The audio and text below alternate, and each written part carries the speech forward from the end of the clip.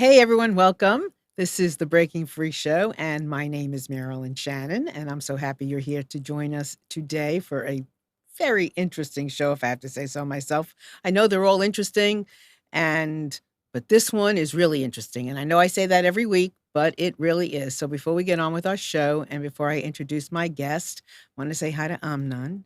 Hello, Marilyn. How are you? I'm good. How are you? I'm just fine. Amnon is our producer. Dorian is over. Dorian is He over. left.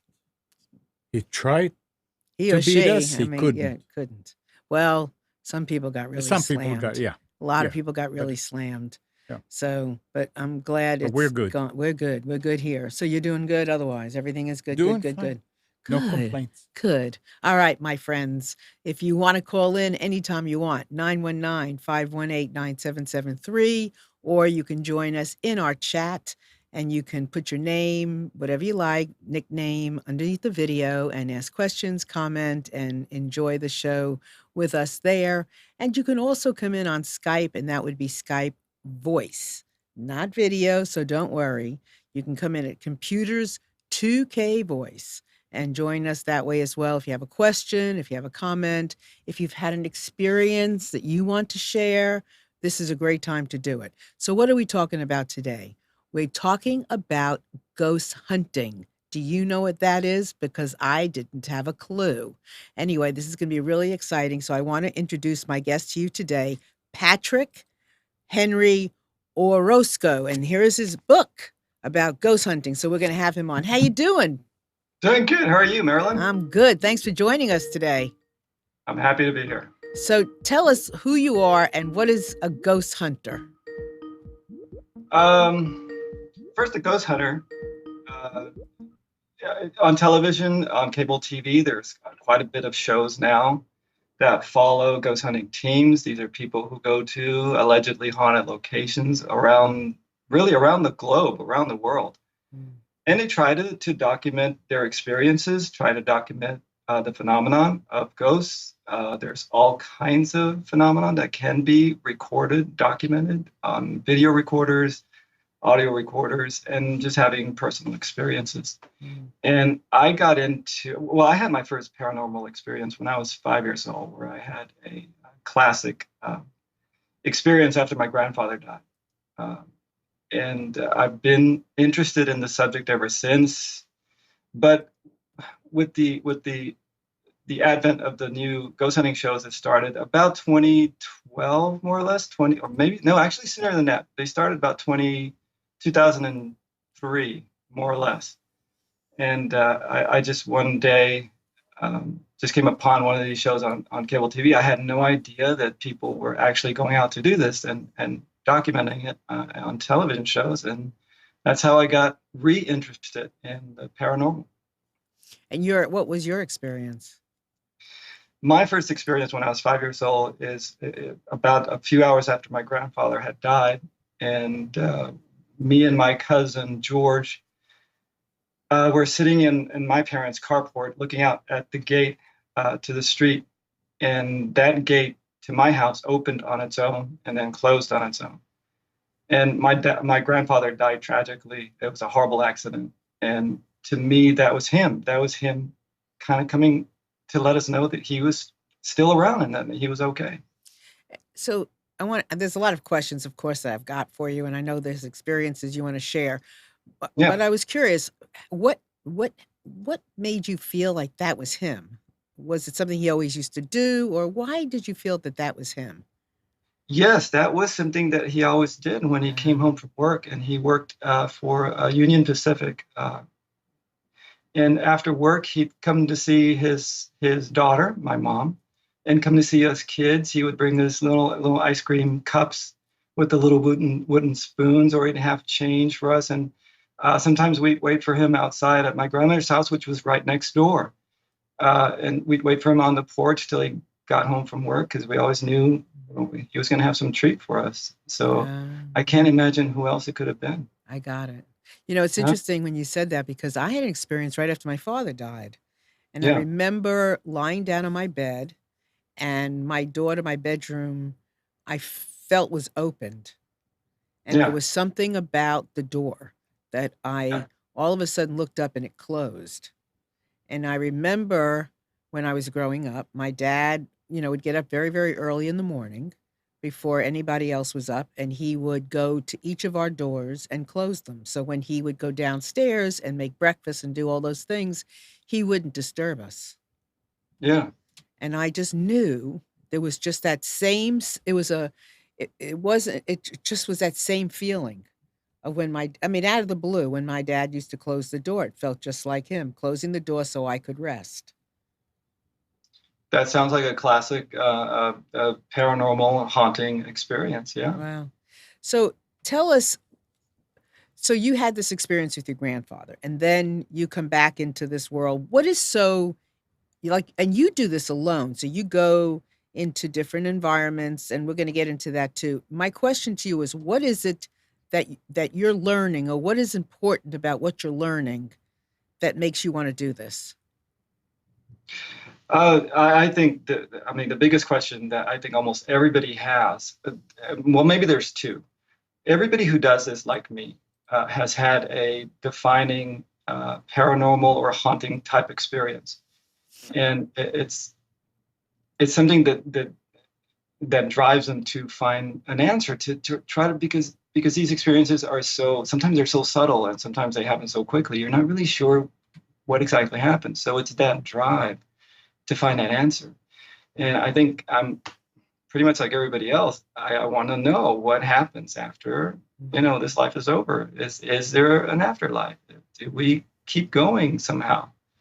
And really, that's what we're all after. We're all after that answer, to see if there's any way to really document this experience that will prove, or one way or another, whether it really is a haunting, or there is an alternate reality, or there is an answer that we can get to somehow.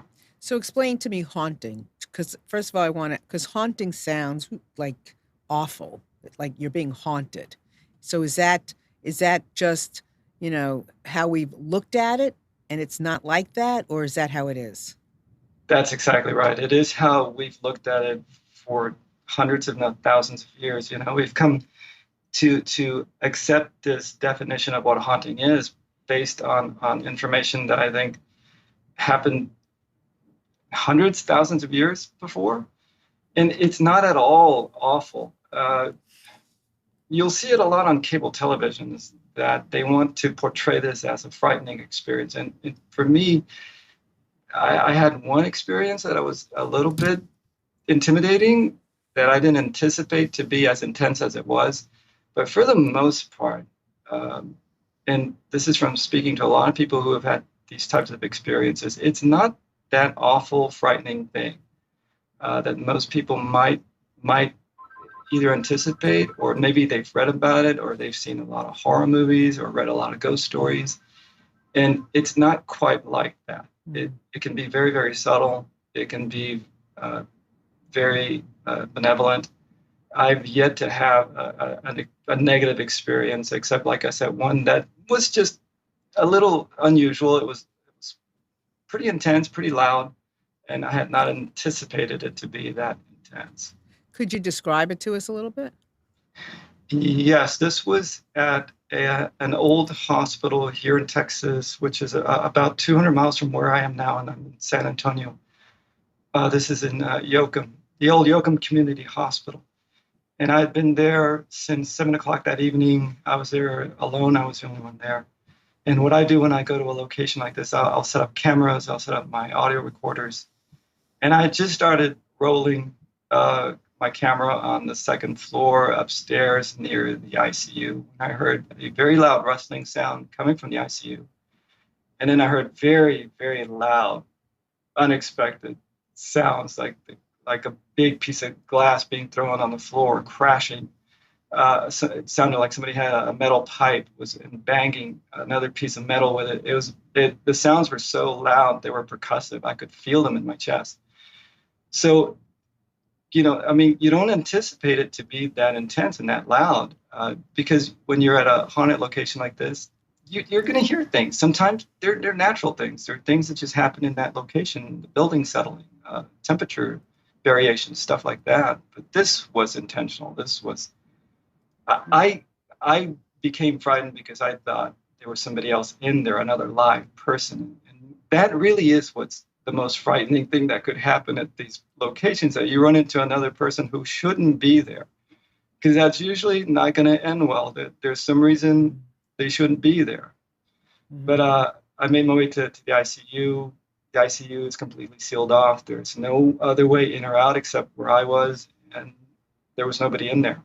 So I can only assume that it was paranormal. So do you pick the spots to find out if they're first of all, I mean, I guess this is a 2 or 3 part question. Do you pick the places, the locations? Does somebody pay you to go there because they are, wanting to connect with a loved one, or do you look for locations to see that they're haunted? I mean, how does that all work?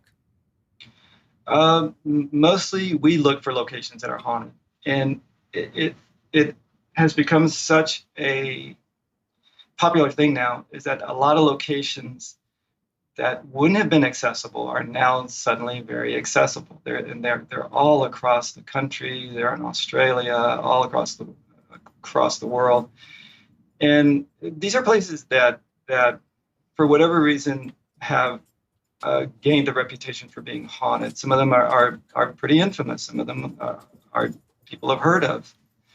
Uh, but no, we rarely ever get contacted. I know that there are some groups out there that will do private investigations. Folks call someone like me or a group because they feel maybe something's happening in their homes and there's a haunting or there's unusual Uh, activity and want to figure out what's going on. But mostly we find the locations and we actually pay to spend a night uh, a location. Now, who is we? Ghost hunters, just like me. There's Okay, groups. There are okay, yeah okay. So this is so fascinating, honestly. So do yeah you look, are most of the places that you would go to, are they vacant?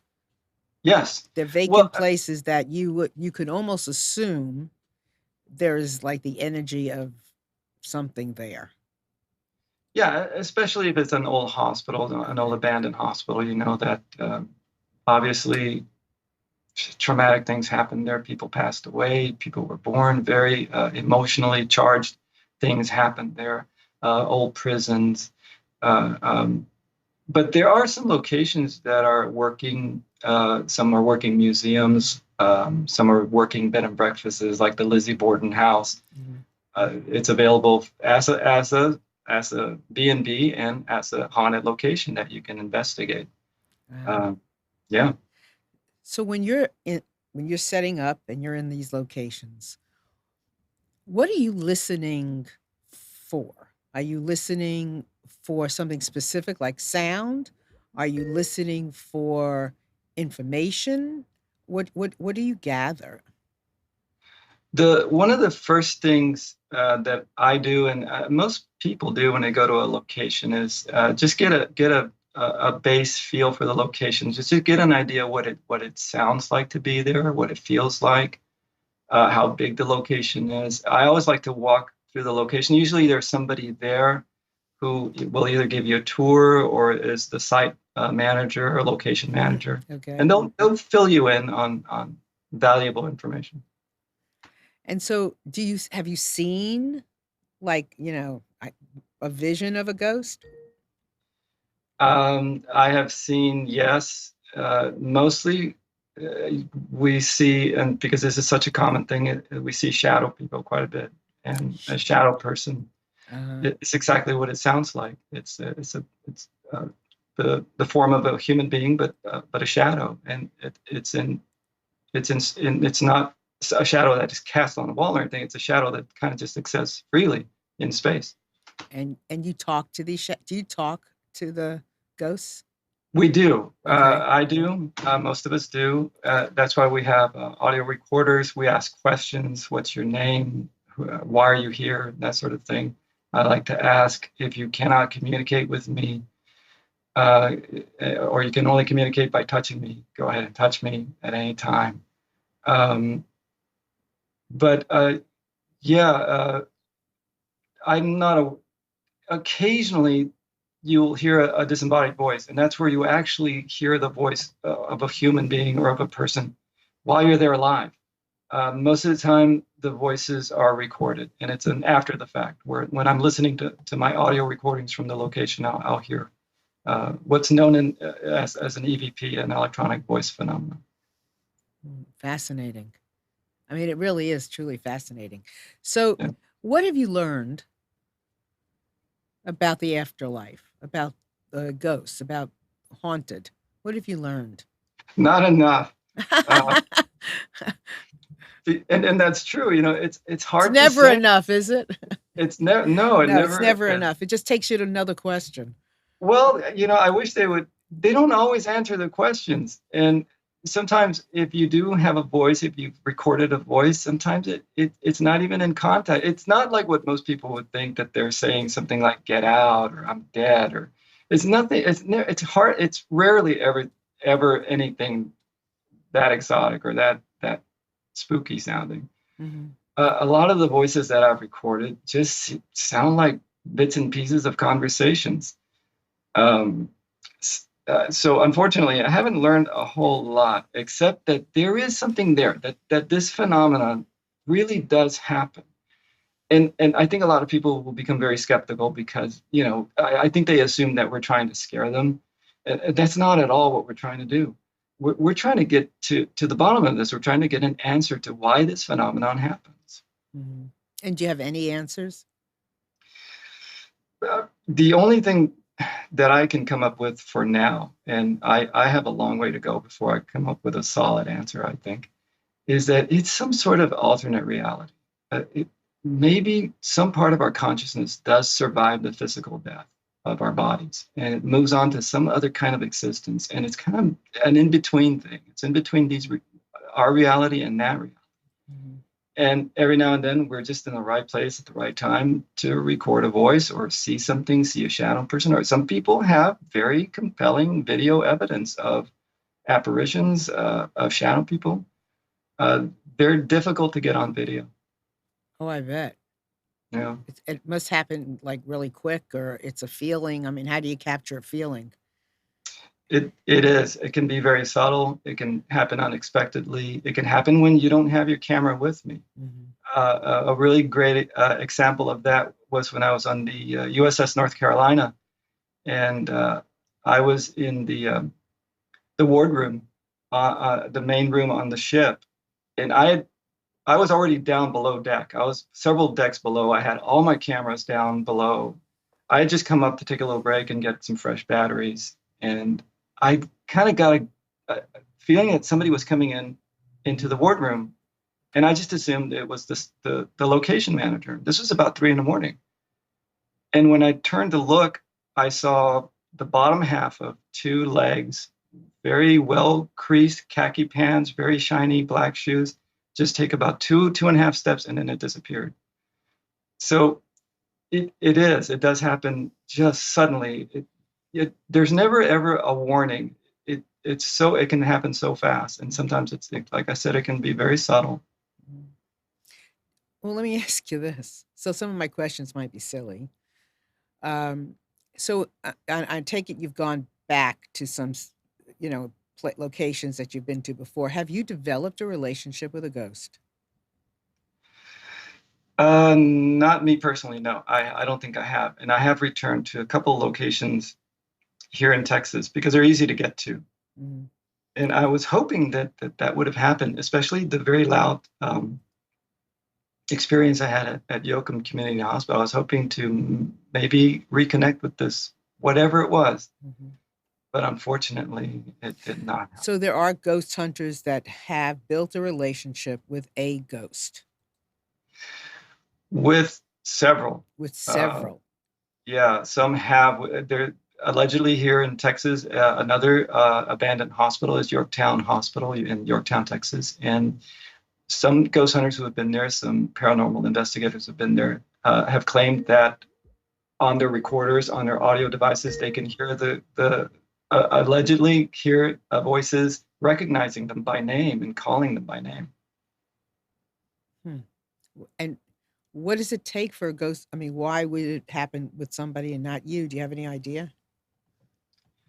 Um, I, I'm thinking that it happens more with people who have been to the location multiple times. Okay. Here in Texas, I've only been to those two hospitals twice. Mhm. And even though it hasn't happened at these locations, I have had, I've recorded EVPs, voices that have said my name. Uh, Oh. yeah, Have you ever besides has your grandfather, have you ever like reconnected with him? I have not. You have not. Have you connected with anybody that, I, yeah. my oldest, my second oldest brother passed away recently, and I did try to reconnect with him. And I'm in the process right now of going through a lot of audio to see if maybe he did. So you would be somewhere, was it someplace specific that you went to reconnect with him, or was it just at home? This was I was in an old prison, an old jail here in Texas, and I only made the attempt because he had just passed away a week before, Ah. and I think my idea is that if there is that existence after we die, if the consciousness does exist after, then I think they can travel freely wherever they want to be, wherever they want to go. Mhm. This is really fascinating. I mean, I've never really spoken to somebody who, like yourself. And so I mean, I'm conjuring up all kinds of things in front of me. I mean, so can anybody be taught this, or does it take a certain sensitivity? Who does this? E- Everybody. There's a lot of folks out there forming. There's over 100 groups here in Texas alone that are paranormal groups, that are ghost hunting groups. Hmm. But and it just there's all kinds of people doing this, and some folks are a little more social. It's about the social aspect of it. Some Hmm. folks are a little more serious about it. There's doctors, police officers, psychologists, psychiatrists, all kinds of folks There's so doing it. much to learn. I mean, you mentioned doctors. I mean, there's so much to learn about a lot of things, I would think. Yeah. In picking up information, just what a doctor might want. Now, do people make money from doing this? And it's okay to make money, but do people make money from doing this? Only on television. Only on television. So you're not like hired by somebody making money. You're doing this all on your own, Yes, other than it's maybe selling your book, which I have right here. yes, Mhm. that's about it. And someday, decades from now, I will have actually made the money back that I invested in this Uh-huh. book, because Uh-huh. you can't possibly get into this to think that you're going to make a lot of money unless you want to be on television, you want to be famous, that sort of thing. And there are a lot of people that are on television that are famous who have made a lot of money doing this. Mhm. You've been doing it how long now? I started in 2011, 2011. So 8 years. 8 years. And so what have you learned? Maybe it's not everything. Maybe it's you're not even sure maybe you're not even sure you've learned it. But what is something that you think you've learned but you're not sure and you maybe not shared yet? Is there I, anything? mm, I'm still trying to figure out. The one thing that I have learned is that this phenomenon does actually really happen. Again, there's a lot of people who see this on television who may be very skeptical of it, and you should be. Anything on television is entertainment driven. You can do anything on video and fake evidence. I'm not saying anybody's done this on television, although I know they have. Uh, but I I hope that it takes me a long time to learn everything that I want to learn from this experience, Why is that? because because it's I think it's the one thing that I can say trumps everything else. That you can have a job, work for somebody else, you can do all sorts of things, but this kind of defines um, something that I think that most of us are curious about. And the answer is, or the question is there an afterlife? Is this it? I mean, do we die and is this it? Is this the end? Is it just darkness afterwards? I don't believe that at all.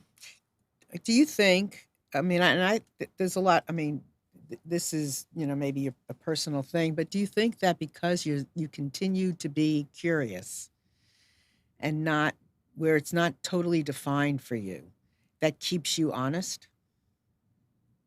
Absolutely. Uh-huh. Uh, Again, most of the groups that do this, they spend quite a bit of money to do this. It is quite a bit of an investment. It's not a cheap thing to do because some of this video, like my video cameras were expensive. My audio recorders are expensive. It's expensive to go to these places. Some of these places charge upwards of $1,000 just for a single night to be there. So it would be pointless to get into this to try to fake people out. Although there's kids out there who put up videos on YouTube and they're just, they're funny, goofy little pretend fake videos about ghosts and stuff like that. But most groups, we're trying to find answers, or we're trying to help people. Like I said, some groups will help privately. Some folks who are really frightened, or maybe their kids are frightened. Something's going on, and their kids are think that something's happening that might be paranormal. I remember a movie a long time ago, and I can't remember which one it was, but they were saying that if you looked hard enough, you could see a vision in the film. Do you remember what that was? No. Yeah. Excuse me. Well, I find it very interesting. So, Yeah. give us an example of some of the people that you think you've connected with. Nobody famous. It's usually location specific. For instance, at Yorktown Hospital, one of the doctors who worked at that hospital his entire career is supposed to be there. When I ask, is the doctor here? I got an answer. Actually, I got a really weird answer because the question I asked was, which doctor is here? And the answer I got was both, which is kind of weird. Didn't anticipate that. Another example is at Fort Mifflin, in one of the casemates, in the casemate 5, one of the soldiers who was a Union soldier who was executed at that location is supposed to still be in that casemate. And when I asked, "Are you the Union soldier who was executed here?" I did get an answer. I didn't get a yes. I got a no answer. So, and I did feel as if I did at a little bit later did connect with him, because I did feel a tap on my head, and immediately after that, there's a voice that says "friend." So if there's a lot of these locations, there are very specific people who died there who we try to connect with, if that's the case. Why would they connect with? In other words, if I didn't have this vision that ghost hunters would be going to the same location and just kind of work in that same location. I kind of had it looking a little different way. Yeah. But if you keep going back, is it about how you do it? Is it the questions you ask? Is it your energy? Why would a ghost come to you and not somebody else, or keep coming out? I think if there are ghosts, if there are entities, I think they're exactly like us. And I tend to be a little more introverted. And I think that they can be the same way. Maybe they identify with somebody like me. Maybe they say, "Oh, he's kind of like me. He's kind of quiet. He's by himself." Maybe that's why sometimes they want to connect with me and not with somebody else. And that's one of the reasons that I solo ghost hunt. I think that I'm more likely to connect if there's an entity there, if there is such a thing as a ghost there. I think I'm more likely to connect with them rather than having a big noisy group of people. And some of these groups are quite large. There's 14, 15, 16 members of a group. And I think when you get a lot of people in a location like that, in a haunted location where it's usually quiet, if it were me, if I were a ghost and I was in that haunted location and I saw a bunch of people suddenly traipsing around, I'd take off.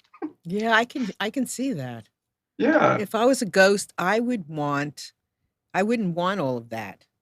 yeah. Do they want to connect? Do they want to I mean, do they want I guess they want to connect. Some do, Some otherwise do, they wouldn't. right. Some do. Yeah. It's not surprising. I think again, that's one of those things that, like, if I were a ghost, if that would happen to me, I probably would want to connect. Mhm. Do they wanna Um, tell you things like what happened with them in their life? Do they want you to do something with their family? I mean, or do they just is it just that little flicker? it's For me, most of the time, it's just a little flicker. And those are the questions that we do ask, and those are the questions that we hope to get answers to. We want that kind of information because then that's very specific. Mhm, But I mean, most of the time that it just doesn't happen that way, unfortunately. mhm, I would imagine again. I haven't done a lot of private investigations, but I would imagine some folks who have done private investigations are looking for those specific answers. They're looking for a loved one who may have passed away, mhm. and maybe they have messages that they want to pass on to their family. So what do you so what are you making up about the afterlife or the paranormal? What do you think what are you making up about it? Anything? I think that part of us does pass on. I think that part of us will exist after our physical bodies have stopped. Um, I think I was reading a book about reincarnation, and the book is as scientific as you can get. And it seems to be very convincing that there is such a thing, that it's a possibility. So I think that our consciousness, part of it somehow does exist. And one of the best examples that I remember reading about was that our consciousness, who we are, our character, is like a radio signal. Mhm. And we're the radio. Once the radio dies, or the radio doesn't work anymore, it doesn't mean that signal stops. It keeps broadcasting, and that's the one of the examples I think that I like the Mhm. most. That's our energy keeps on Yeah, vibrating. So our yeah, energy is left, and our and energy is what maybe keeps on being like a radio wave. yeah, and maybe even part of our personality, and Mhm, even maybe some awareness. mhm. I was gonna ask you about reincarnation, actually, Yeah, because I was one of the things before you and I even chatted, I wrote down this question of where I was curious about the chance of you bumping into yourself.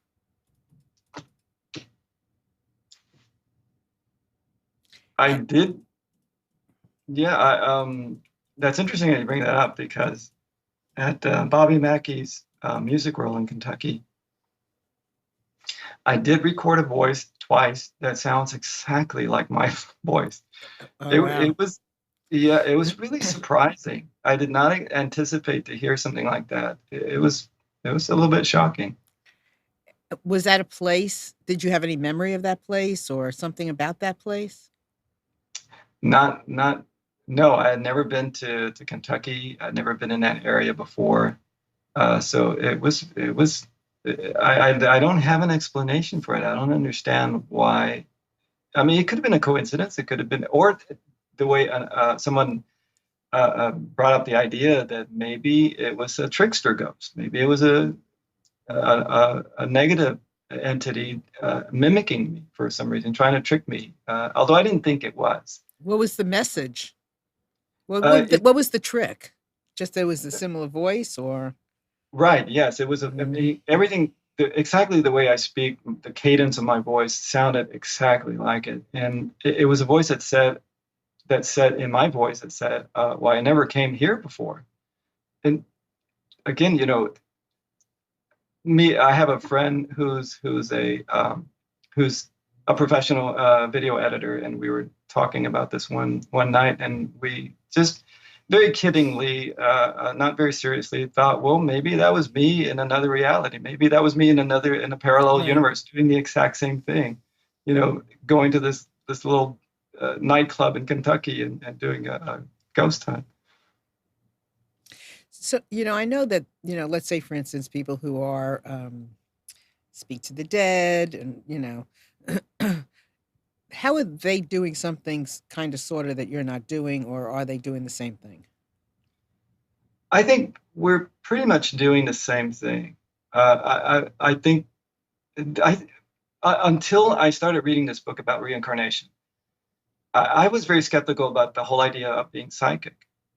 But now I'm kind of beginning to accept that possibility. I think some people are. I know a lot of people don't. A lot of people in this field, a lot of people who do this don't like the word, but I think some people are sensitive. I think they can pick up on things that maybe most people can't, or maybe that most people just turn off or dismiss because it's troubling or it's unsettling. Mm-hmm. And one of the best examples I can use, and I use this example a lot, is that I went to see my eye doctor a few years ago, and her office is down a very, very long hallway. And I went and I walked into her office, and I could sense that there was somebody in the corner. I didn't look at them because I was back then I was even more introverted than I am now. And I just got a sense that somebody was sitting in the corner. But I just went up to the window and I said, well, I'm going to see the doctor. And she said, okay, we'll sign in and we'll get right to you. When I turned around, I saw the people that were in the corner. And it was presumably a mother and her teenage son. And her teenage son was just completely covered in blue ink. So it's kind of the same thing.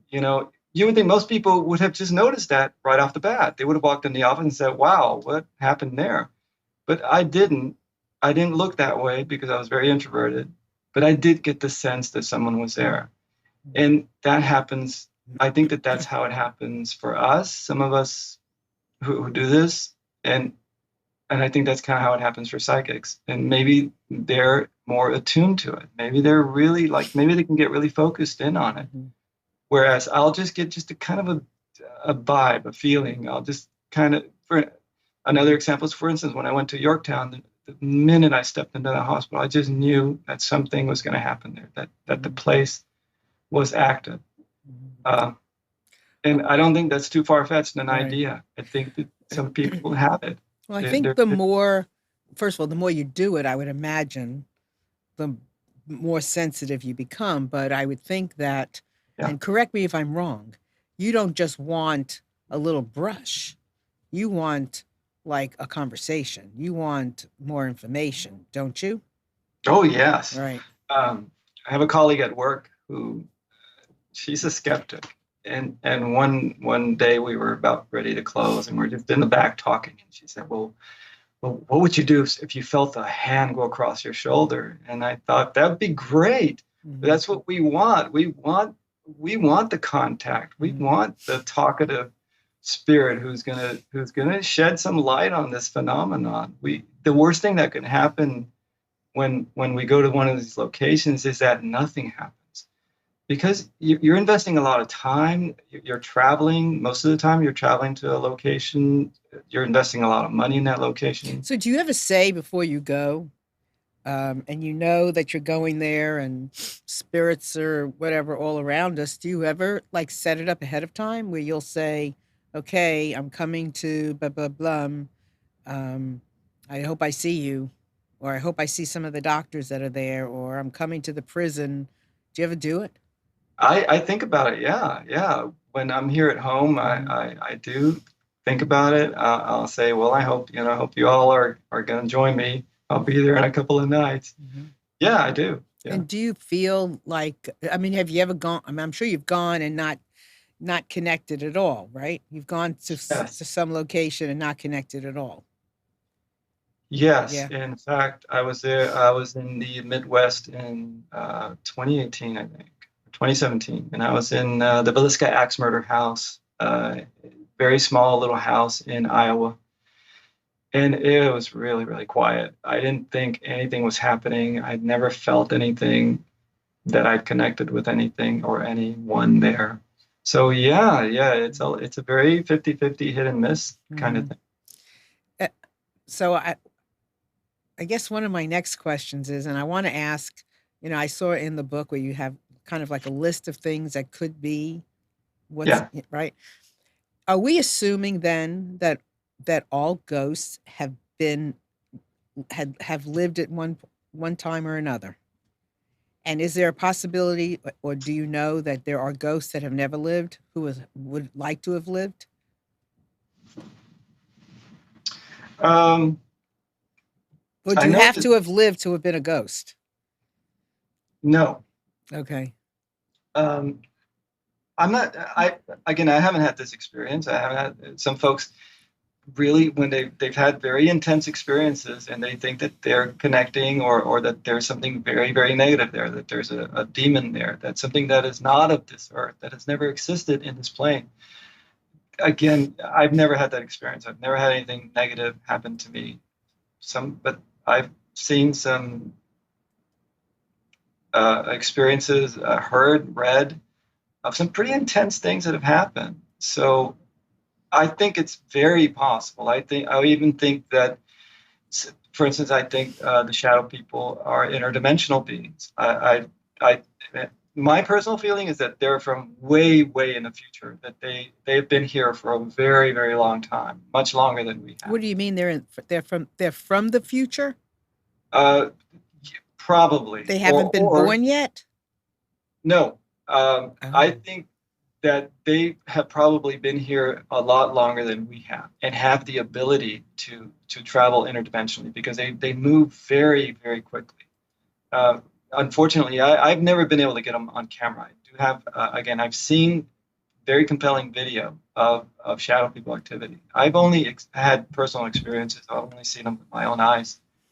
And I think that they have the ability I think that for them, time does not exist. So they can be either from way in the future, they can be from way in the past. But I do think that they have probably existed on this planet a lot longer than we have, and they're far more evolved than we Mhm. That's interesting. So you would say that they have lived in the future many times and are. and also in the past, in the future and in the past. Yeah, I think Einstein was the one that said the time doesn't exist. I mean, Right. we've created time. We've Right. created linear time. And so I think that for these beings, because of the way they behave and the way they move and how they can be in one spot and then instantly be 15, 20 feet away from you. I think that, yeah, they have the ability to, I think that for them, time doesn't even exist. They can break through And, sound. yeah, exactly. Go through walls, Yeah. Mhm. all these things. Yeah. Mhm. It's interesting. So you make a study of this, right? You read a lot of other people's stuff. You're processing, connecting the dots Uh, for yourself. a lot. A Yes. lot. And yeah, and like I said, I'm reading right now about reincarnation. Some very compelling books by, I believe his name is Tucker, who Hmm. studied reincarnation for a long, long time, Hmm. and has come up with some very, like I said, very convincing arguments for Hmm. Well, reincarnation. well, I can, and I was telling my mother this yesterday. Actually, I can remember, and I don't remember much about it, but I remember when I was younger, and I was very young. I had a memory of being in a concentration camp. I mean, Oh, there is no question. There was a memory, a small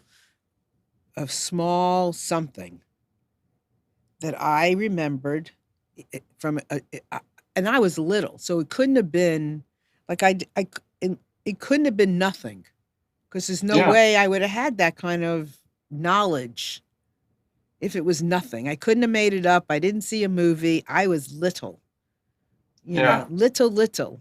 And I remember having some kind of something behind something. You Yeah. want to say something? I mean, if that, I need something, I need to see something in order to convince me. And if that will not convince you, back in the 60s in the military, my colonel was very good at hypnosis. And every time we would sit on duty and there's nothing going on, he would play tricks. I mean, he would ask somebody to get hypnotized. And his driver was from Morocco, very illiterate. He wanted to stop smoking. This was Yom Kippur Eve, not much going on. And he said, okay, we'll do something. And do you mind if I do other things with you? And he said, no. So he took him down, down, down, down to when he was 8 days old and he remembered his circumcision. And he screamed. This was in late 60s. He took him back to 1940 some. Mm. And the kid, who was illiterate, started speaking pure German. You saw this? I saw it. Oh. My colonel was a European Jew, and he understood, and he asked him questions, and he would translate for us. I just got a tape recorder, reel to reel back then. Wow, I asked him. I said, "Do you mind if I record?" He said, "No." So I recorded the whole thing, and the kid he was describing the city, and he was going to the post office to send a letter to his daughter, and they were afraid that the war is coming, but everything in German. I mean, you would think that you're looking at a German person from the 40s, and he was talking about from the 40s, and he was in the 20s. He was in his 20s back in the 60s, and he couldn't. Okay, he was. There's no way. There's no way. No way. And you were there. So if you knew Amnon the way I know Amnon, this wouldn't happen. After it was all gone and he brought him back and everything, we were talking and I was playing it just for the heck of it. They were talking and I was playing it. And we looked over at Yossi. His name was Yossi. He fell under again just from listening to the tape. Wow. And my colonel made me erase it. He said, look, you can be somewhere where you will be playing it, and somebody will go under and you'll never know what to do and you can cause harm. So I had to erase it. But I saw it and I believe in it. Now I've seen it. There's no explanation. About reincarnation. There it is. Yeah. I mean, obviously. Yeah. Yeah. I mean, I remember. It was as clear as day. And just as clear as day. So the connection to being a ghost, how do you connect reincarnation to ghosts? Well, I think the idea is that there's a consciousness that survives. And from what I've read from Dr. Tucker's books is that these consciousness, again, there's this idea that time doesn't exist because, for instance, there was a little boy that was here in the United States who suddenly began talking a lot about a World War II pilot and how he had been this pilot. Mm-hmm. And this pilot had been shot down near Iwo Jima. And when they finally checked it all out, and Dr. Tucker went in and did extensive interviews and extensive research, they found that this kid was absolutely right. This character had existed. This man had existed. He had gotten shot down near Iwo Jima during the Pacific War, World War II, and he died. And the little boy would have these very intense experiences where he would say, plane going down, can't get out. It's on fire, and he would have these very intense dreams and nightmares. And he was on the pilot who actually died was on a ship that wasn't very recognizable. It wasn't like the USS North Carolina that I've been on, the Arizona. It wasn't a very recognizable name. The pilot who died, again, he it took a long time to find this pilot, the information about this pilot from that time, because again, it was just, Right. unfortunately, he got shot down, and not a lot of people knew that he had gotten shot down. So how could this kid here in the United States, 3 years old, know anything about this? It's impossible. Yeah, I mean, I've often been somewhere where I've heard an entity call my name. Yeah, I mean, I that's have been somewhere in my car, wherever, and I can hear it. yeah, that's very common. That does happen. That does happen. Yeah, And what do you do when that happens? ask, who are you? Yeah, I don't get scared. I just Yeah. um I have a friend who's a nurse, or was a nurse. She's no longer a nurse. But she said that her patients who would pass away, she would hear them speaking right in her ear sometimes. It's not, it's probably more common than most people think, but not that common. I've never heard my name at a location, at a haunted location, but I have heard it later when I'm listening to my audio files. I will hear, for instance, Bobby Mackey's one voice said, "Who is he?" And another voice answered, "That is Patrick." So, it must be crazy when you hear that. no, it's good. It's I always, mean, yeah. Do you stay in a state of awe over this? yes, Yeah. yes. I never get tired. I never get bored. I'm always really excited to be at the location, to come back and go through all the files, do all the analysis on video. It's always exciting. Yes. So, just as we were talking a little bit about these big groups, just at, I guess if a ghost or an entity knows that you are not there to hurt anybody, it makes it a lot easier for them to want to connect with you. Uh, Probably, yes. Mm. And I think that, again, that I keep going back to the idea of why I solo ghost hunt is because, I mean, I know of some groups that go to these locations, and like I said, their primary reason to get together is the social aspect of it, just to get Right. together with friends, do something fun. I think, and maybe they go into these places and maybe they're misbehaving, maybe they're using foul language. Again, like, if I were an entity, if I were a ghost, I wouldn't be interested. Right, unless you, in your past life, Yeah, you were that rowdy or that kind of fun-loving party type person, and you see these people yeah, coming your party like. So yeah. tell everybody about your book and where they find it and all that kind of good stuff. Timelines. That's my book. Yes. That is my exploration in 2013 of 6 locations here in the United States that I explored. The first 6 locations that I explored completely solo. You can get it at Amazon. Actually, and that's probably the only place you can get it. It's on and Amazon.com. and what is next for you in this The as far same as thing. sharing? Okay.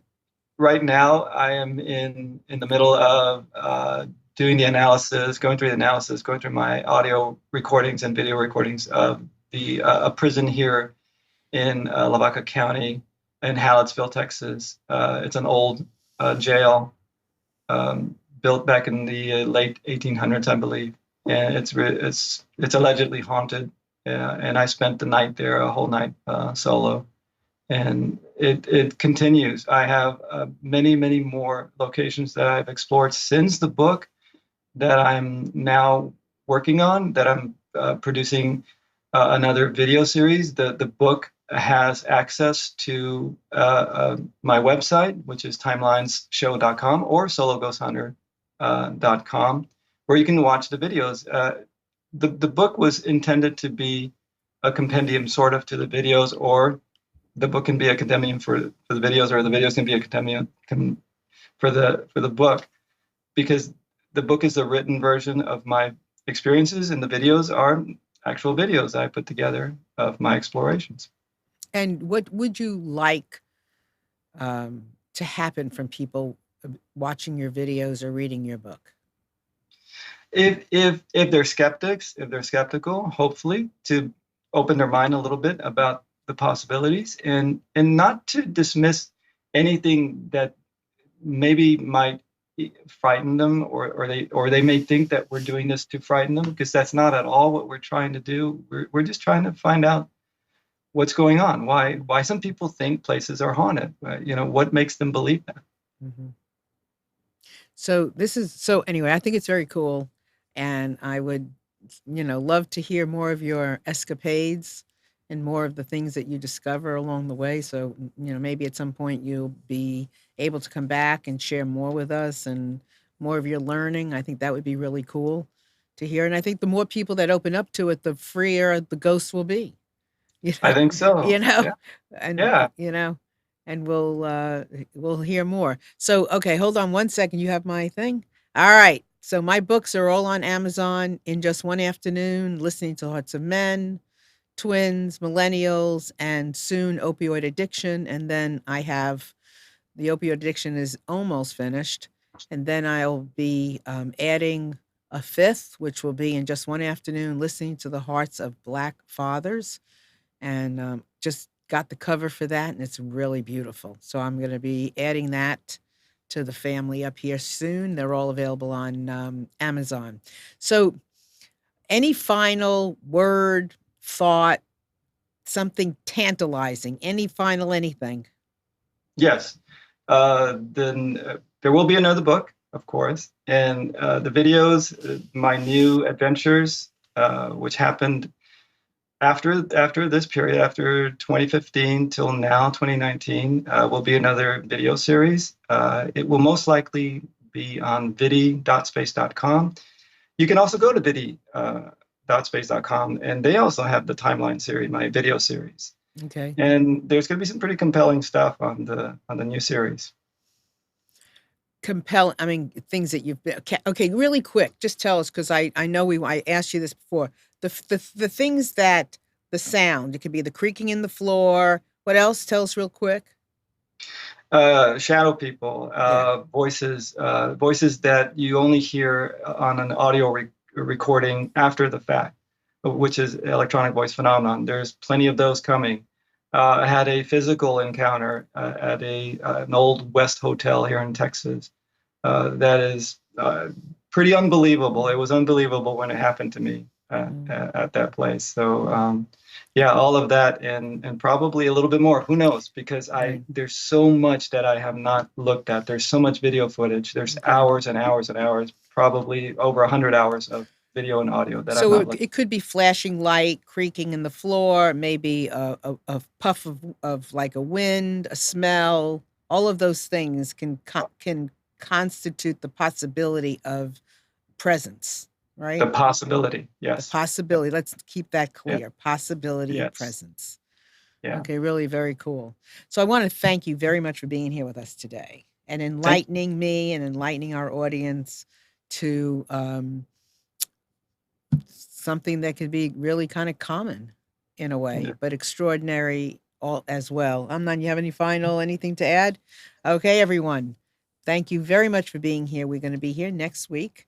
If you have any comments, questions, thoughts about this, please get in touch with me at Marilyn@MarilynShannon.com. You can find more information on my website, MarilynShannon.com, also on Facebook. And what's your email if somebody has a question for you? Do you give that out, Patrick? Yeah, Patrick Henry Orozco, Orozco at iCloud.com. So Or yeah, go ahead. or simply go to sologhosthunter.com. Perfect. And if you have any comments afterwards or something happens, reach out, because I'm sure that's important information for everybody. So have a wonderful day. Thank you, Patrick, and everyone. We'll see you soon. Bye.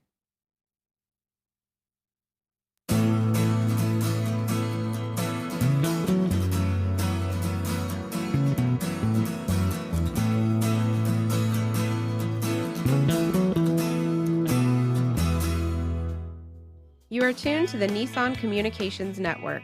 If you tuned in too late, you can always watch each program in its entirety or download an MP3 audio file of it in the archives section at nissancommunications.com. Don't forget to subscribe to our YouTube channel, follow us on Twitter, and like us on Facebook. Sponsored by Telestream's Wirecast software, StreamingGear.com, Carolina Apparel, and DeltaForce.net.